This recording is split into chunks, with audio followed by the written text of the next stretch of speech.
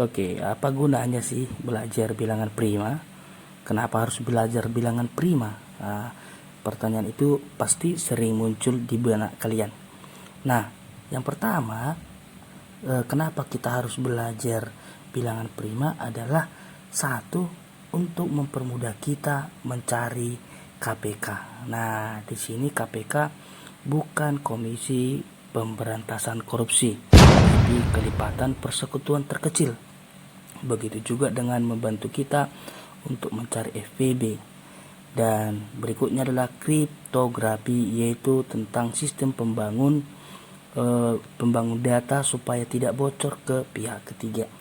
Yang berikutnya adalah supaya nilai matematika bagus.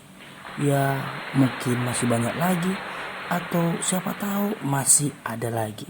Jadi kita fokus saja dulu ke poin pertama, kedua, atau juga bisa ke poin keempat. Nah, kenapa?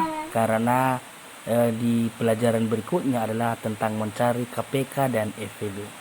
Oke, kali ini kita akan mencari bilangan-bilangan prima dari 101 sampai 200. Yang pertama, kita hapus dulu kelipatan 2. Jadi kelipatan 2 itu kalau kita mundur berarti dari 100 juga kelipatan 2. Lalu 102, 104, 106, 108, kita hapus 110. Kenapa kita hapus? Karena kelipatan-kelipatan itu bukan lagi sebagai bilangan prima. Oke.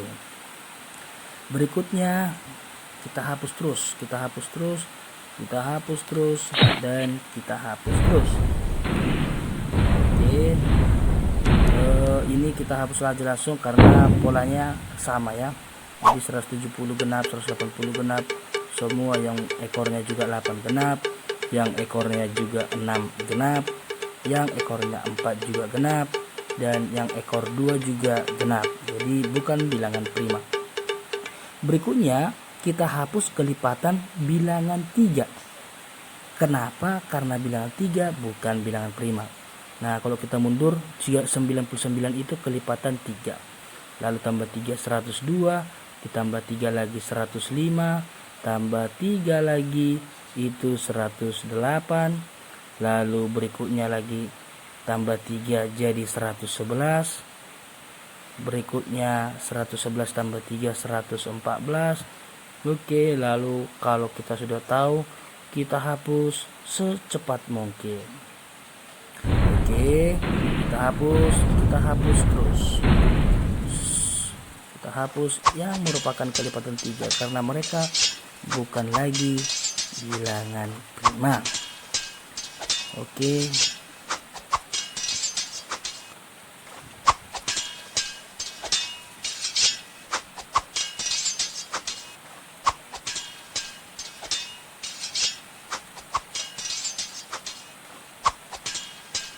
Nah, berikutnya adalah kelipatan 5. Jadi kelipatan 5 itu yang ekornya 5 dan ekor 0 langsung saja kita hapus karena mereka bukan bilangan prima. Selanjutnya adalah kelipatan 7. Kelipatan 7 kita hapus. Jadi kalau kita balik itu 98 itu kelipatan 7 di materi sebelumnya. Jadi 98 tambah 7 itu 105, sudah dihapus.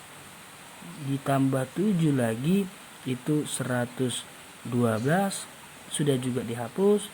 Lalu tambah 7 119 belum, lalu kita coret dulu.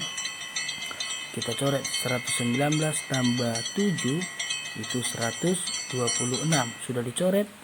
Lalu 126 tambah 7 133 belum, kita coret.